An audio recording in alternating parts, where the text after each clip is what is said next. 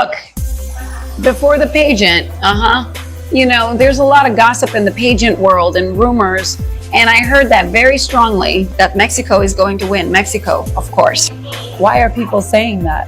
The truth is, I really believed in that Miss Universe organization when it's like, no, That can't happen. The judges are going to have that decision, of course. Well, I heard before, but obviously I didn't want to focus on that.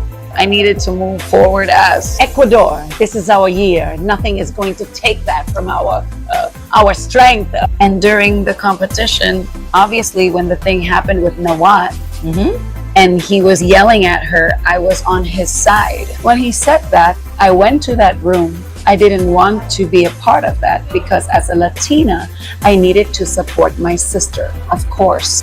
That is not about a candidate. It is about the organization that was not transparent with the candidates.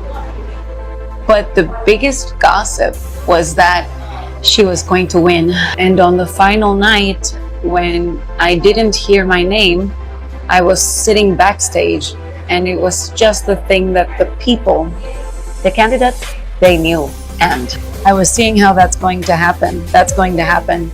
When we saw the top 5, it was like, oh, that's really going to happen. And so it happened.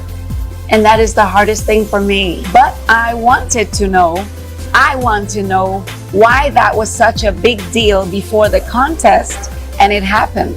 It's something that I need to experience those feelings, but I'm never going to remove the crown from her head because she is our Miss Universe now. So ang inyong napanood at narinig mga kapolitika ay pumbato ng Miss Ecuador 2025 dito sa katapos lang na Miss Universe na ginanap sa bansang Thailand. So napakinggan nyo yung kanyang naging pahayag na kung saan ay alam na nila prior sa competition na kukurnahan itong pambato ng Mexico na si Fatima Bush Fernandez. So ilang beses na po nating natalakay na bigyan ng komentary yung mga nangyari dito sa Miss Universe. So hindi na natin kinakailangan na isa-isahin pa kung ano yung mga kaganapan, ano yung mga naging eksena doon sa Thailand sa katapos na kompetisyon ni Atisa dito sa MU 2025. Pero ang pinaka-highlight dito sa sinabi ni Nadia sa kanyang naging interview ay yung kanyang pagpanig dito kay Fatima dahil obviously kapwa niya Latina yung kinurnahan sa Miss Universe 2025. At wala rin po tayong mga anything na narinig na nagsabi against dito kay Fatima, especially doon sa kanyang mga kapwa candidate. Okay, so parang tanggap na rin nila mga kapolitika yung naging resulta, most especially yung mga Latinas, even yung sa mga interviews nila Colombia, nila Venezuela at yung sa Puerto Rico na panood natin na nag-post sila ng video dito sa social media. So hindi sila against sa naging resulta ng kompetisyon dahil kapwa nila Latina yung kinurunahan. At alam na rin siguro nila na politika ang naging resulta ng kompetisyon dito sa Miss Universe 2025 kung kaya hindi na sila nagrereklamo or anything na nagsasabi ng negatibo dito kay Fatima at sa organization. So aside po pala dito sa sinabi ni Nadia Mejia sa katatapos lang na Miss Universe 2025 ay pag-uusapan natin mga kapolitika ang mga samot-saring update dito sa iba nating mga beauty queen. So dito naman po sa Miss Universe Philippines 2026 ay hindi pa po in-announce kung kailan gaganapin ang MUPH 2026. Pero malalaman po natin yan sa mga susunod na araw. Pero ang pinag-uusapan po dito sa social media ay yung franchise fee or yung candidate fee dito sa MUPH 2026 na nasa 500k na mga kapolitika. 500,000 na yung franchise ng Miss Universe Philippines dahil nga doon sa nag-increase rin yung franchise sa Miss Universe organization. So obviously automatically ay nag-increase rin po yung franchise fee ng mga candidate or mga delegates dito sa MUPH. So sabi dito sa isang post sa social media, inside the cost of the crown is the 500k Miss Universe Philippines franchise fee still practical. Behind the elegance, advocacy, and spectacle of the Miss Universe Philippines stage is a financial reality that continues to spark debate within the local pageant community. To officially send a representative to the Miss Universe Philippines competition, a local organization is required to pay a franchise fee of 500,000 pesos, a permit that is valid for only 1 year. This fee grants a city or provincial pageant the authority to select and endorse a candidate to the national competition, aligning the local organization with the standards and branding of Miss Universe Philippines. While this partnership offers prestige and national visibility, many stakeholders are now questioning whether the cost remains practical, especially in light of the country's economic situation. The franchise fee is only the initial expense. Local organizers are also expected to fund a candidate's preparation, including training, wardrobe, travel accommodations, and promotional activities. Taken together, the total cost of participation can reach well beyond the ₱500,000 peso mark. For smaller municipalities and independent pageant groups, this level of investment can be difficult to justify at a time when communities continue to face inflation, budget constraints, and more urgent social needs. Adding to the debate are the recurring controversies surrounding the Miss Universe organization at international level. Leadership changes, public disputes, and questions about the transparency have led some fans and organizers to reassess the long-term value of the associating with the brand. While Miss Universe remains one of the most recognizable pageants globally, these issues have raised concerns about stability and credibility, which inevitably affect national and local franchise. So ito yung usap-usapan ngayon mga kapolitika sa social media, kung worth it ba yung 500k despite dito sa mga national issues sa ating bansa like yung inflation, yung sitwasyon ng ating ekonomiya, at yung mga disputes sa international stage sa mga resulta ng kompetisyon. So para sa akin naman yung aking maging opinion, I believe na hindi siya ganoon ka worth it pag personal money or personal budget yung gagamitin. Kung meron man lang mag-sponsor like isang brand or isang negosyante, isang businessman or yung LGU, pwede siguro yun. Pero pag personal ay parang mabigat ito para sa isang kandidata. So yun yung aking point of view or yung aking opinion kung sasali sa ano. Kasi ito naman dati yung naging regulations, isa sa mga inaalaw ng Miss Universe na pag merong mag-sponsor, merong babayaran ng LG yung franchise fee, pwede yun. Pero pag personal ay masyadong mabigat mga kapolitika sa bulsa pag personal money yung gagamitin para lang sumali dito sa Miss Universe. Not unless ay talagang anak ka ng isang billionaire or isang negosyante, isang mayamang negosyante or isang millionaire at gusto mo na magkaroon ng limelight, magkaroon kang pangalan sa mundo ng beauty pageant, ay pwede siguro yon. Pero pag tamang-tama lang din yung estado sa buhay, I believe na hindi worth it. Most especially sa mga issue na kinakaharap ng ating bansa at this point in time. Okay? So, aside from this franchise ng Miss Universe, ay usap-usapan na rin po ng mga Vietnamese yung homecoming parade ni Chelsea Fernandez dito sa Pilipinas, most importantly doon sa kanyang hometown sa probinsya ng Sultan Kudarat. So, excited na rin ang mga Pinoy na makita itong si Chelsea dahil sa kanyang ipinamalas na galing dito sa Miss Cosmo 2025 na ginanap sa bansang Vietnam at nagtapos siya bilang first runner-up.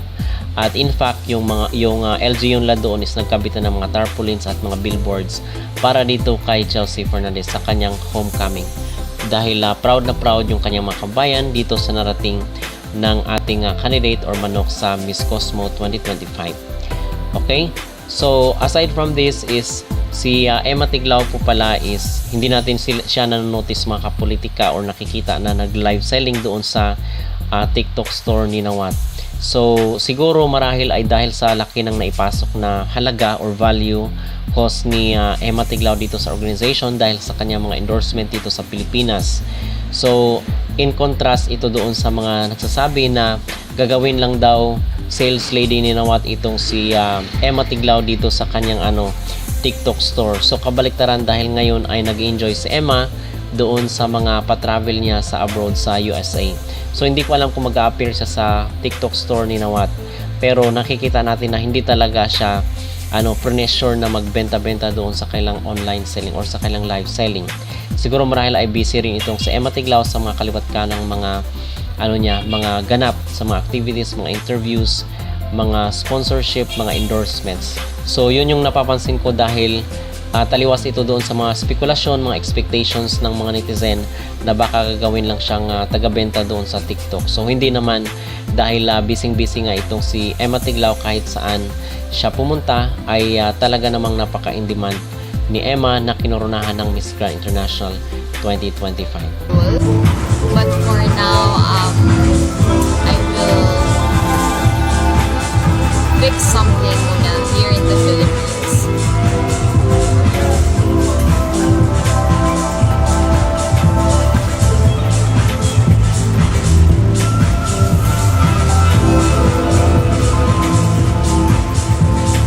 Ang dami.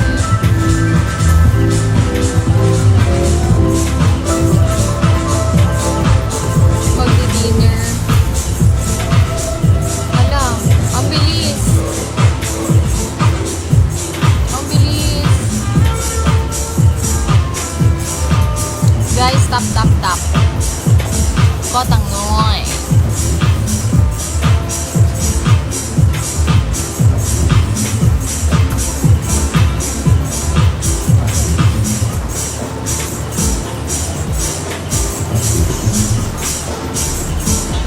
My mitangka?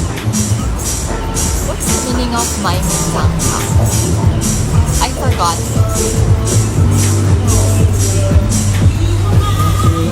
Ilan na po ang crown ko? Actually, hindi ko siya binibilang. Even the truth is that I receive and the sash that I receive kasi doon ako kumapit dun sa sinabi ni Mama na huwag daw bilangin para dumami pa.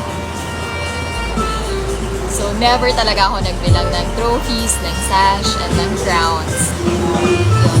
Dati sa bahay namin, dun sa lumang bahay namin, pagpasok mo pa lang ng pinto, makita mo agad yun. Nandun yung dalawang photo ko na tarpaulin, tapos nakalinya yung trophies, tapos mga sash nakasabit, pero hindi lahat. Tapos, yung mga crowns nakatago, kasi maalikabukan. Kasi yung bahay namin sa tabing daan. So, prone ng alikabok. So, parang pagpasok ko pa lang, meron ka nang nadaan. Tapos, nung lumipat na kami, medyo tinago na namin yung iba. Konti na lang yung nilabas ni Mama. So, yun. Hindi, up until now, hindi ko talaga binibilang yung trophies, yung sash, and yung crown.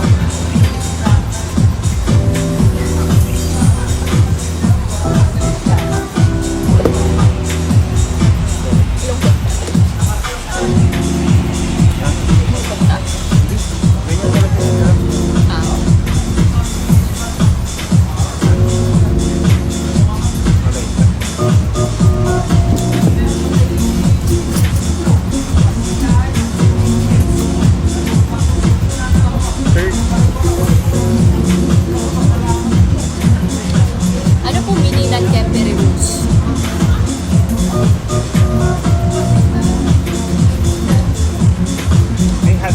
Ang meaning ng Kempere Roots ay parang something.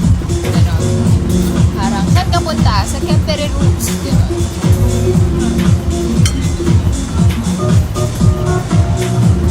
Diba? Tama po ba?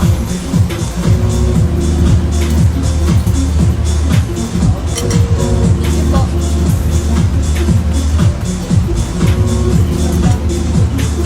Close po ba kayo ni... Tama ba yung pronunciation ko? Wari? Wari?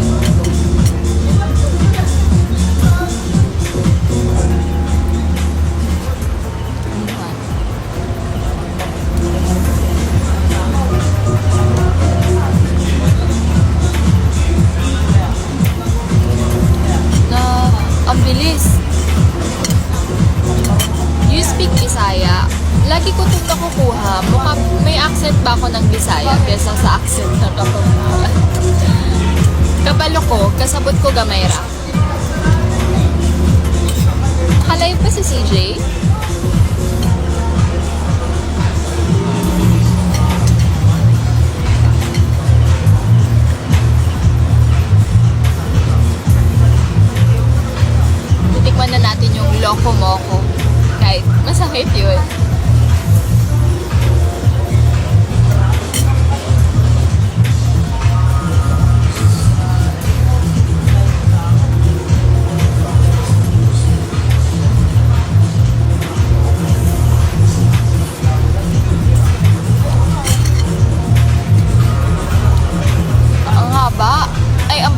ko na mabasa yung iba. Sir Vic! Hello, Sir Vic! I miss you, Sir Vic! Happy New Year! Sir Vic Lima was my co-anchor sa Mata ng Agila. Hi, Sir Vic!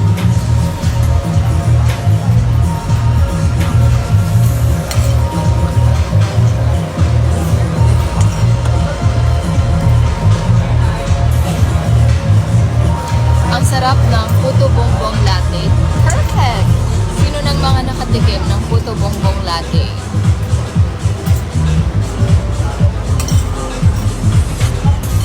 Ano pong pinag-usapan nyo ni JL, member ng AHO? Yun yung ano lang, tinanong ko lang kung ano sa Korean yung Happy New Year. Pero ang haba, hindi ko talaga siyang mabanggit. Sabi ko, hayaan mo na JL, okay na. Tapos habang nag-uusap kami ni JL, lumapit na rin yung ibang members. O, di ba?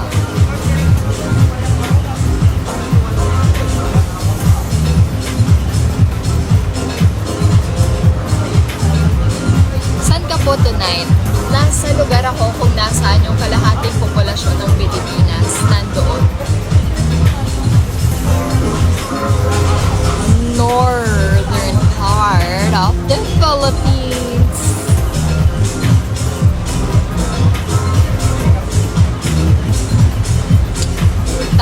Tap na. Hindi pa rin ba sila makapag-live?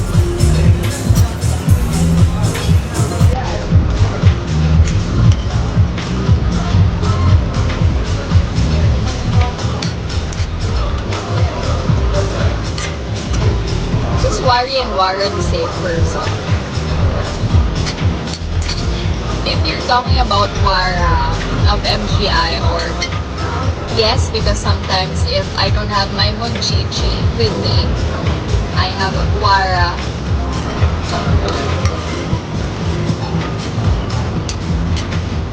Yun, nasa puso ko kasi nung ano yun. Alam nyo na, nalalaman ko pag nag-gain ako ng weight kapag medyo lumalaman na yung cheeks ko.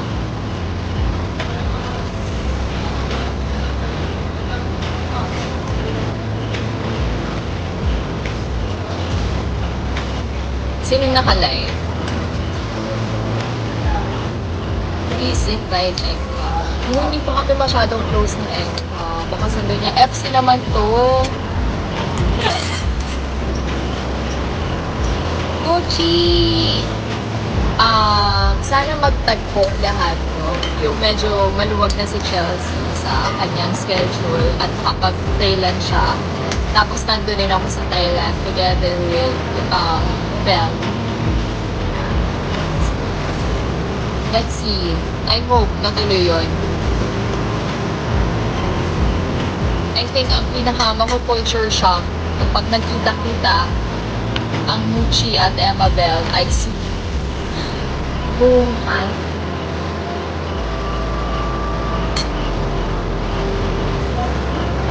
ano si Joy? Andyan ka ba? Ba't ka pa rin ba? Hindi ka pa pwede mag-live? Gusto ko matry yung ano mo, charot card. Wala na, umalis na siya.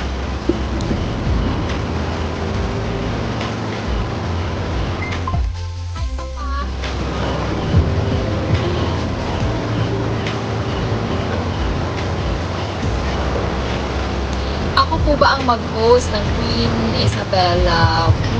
I think hindi. Kasi wala pa rin po nag-contact sa akin ngayon.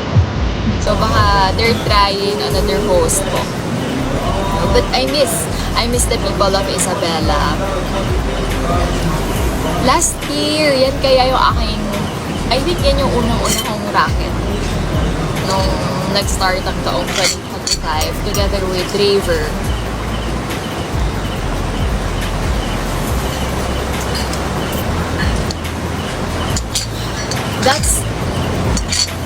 That's the one thing that I want to put on my list this year, to learn more about Thai language.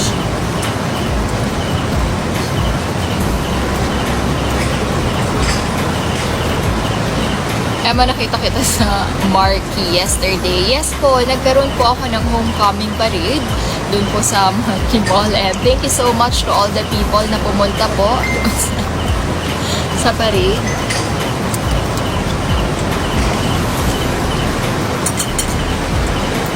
Nawala na si Joy. Ka-chat ko pa lang siya kanina eh. Lots of love from Nepal. Thank you.